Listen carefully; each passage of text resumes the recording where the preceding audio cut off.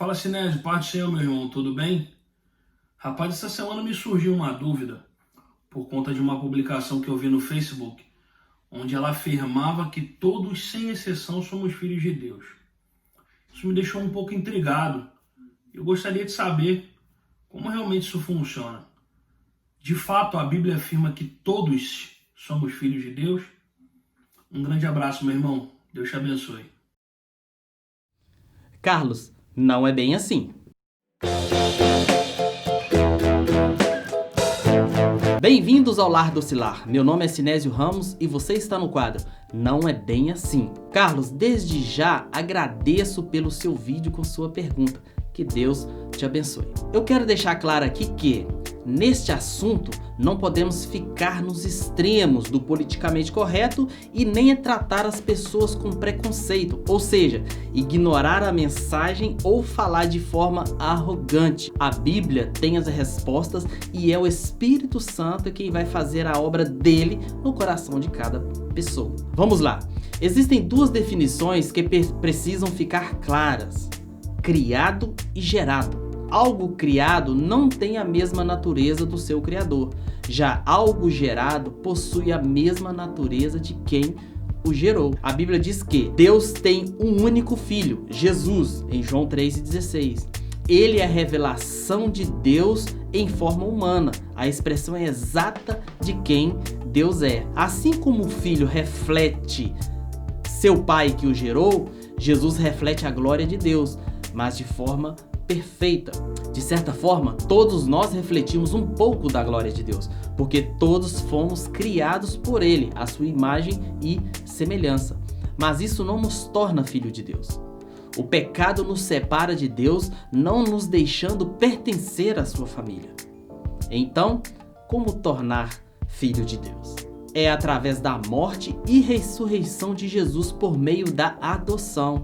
Em João 1, 12 e 13, temos o seguinte texto: mas a todos quanto o receberam, deu-lhes o poder de serem feitos filhos de Deus, a saber, aos que creem no seu nome, os quais não nasceram do sangue, nem da vontade da carne, nem da vontade do homem, mas de Deus.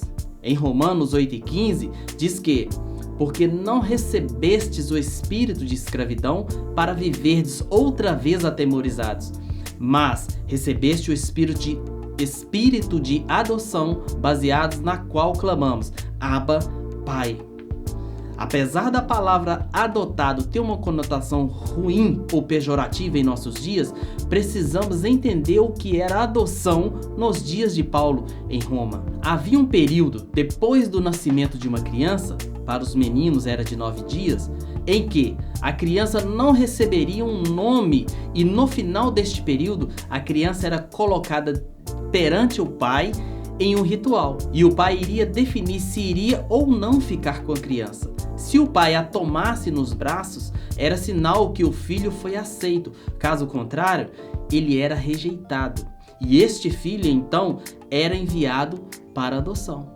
Então, quando um romano adotava um filho, era um sentimento diferente. Ele estava dizendo: você não é um filho qualquer, mas um filho que eu decidi e escolhi amar, mesmo não sendo gerado por mim. E uma adoção romana não poderia ser revogada. Vários imperadores da época eram adotados e assumiram o trono no lugar do seu pai adotivo. Podemos aprender nesse texto que, quando recebemos o espírito de adoção, significa que Deus nunca irá nos abandonar. Foi Ele quem decidiu nos adotar. Em Romanos 8,29, deixa isso bem claro. Porquanto aos que de antemão conheceu, também os predestinou para serem conforme a imagem do seu Filho, a fim de que ele seja o primogênito dentre muitos irmãos. Observem que, de unigênito, em João 3,16, Jesus passou a ser o primogênito neste versículo, o primogênito dentre muitos irmãos. Podemos entender então que, pela Bíblia, nem todos somos filhos de Deus. E aí, Carlos, nossa missão enquanto filhos de Deus é ser mais parecidos com Deus, seguindo os passos de Jesus. Ele nos ajuda a vencer o pecado e a viver de forma correta, refletindo a sua luz, seu amor no mundo. Essa é a grande marca de quem é um verdadeiro filho de Deus. Para ser filho de Deus é necessário receber Jesus Cristo como único e suficiente Salvador. E isto é função do Espírito convencer os filhos de Deus. Aí vem uma questão. O que eu respondo quando uma pessoa me perguntar sobre isso? Não use de arrogância para dizer que você é filho de Deus e a pessoa é criatura. É uma oportunidade de você realizar o ID de Jesus e explicar de maneira clara e objetiva e deixar que o Espírito Santo conclua a obra na vida da pessoa. Curta e compartilhe com seus amigos. Que Deus abençoe a todos.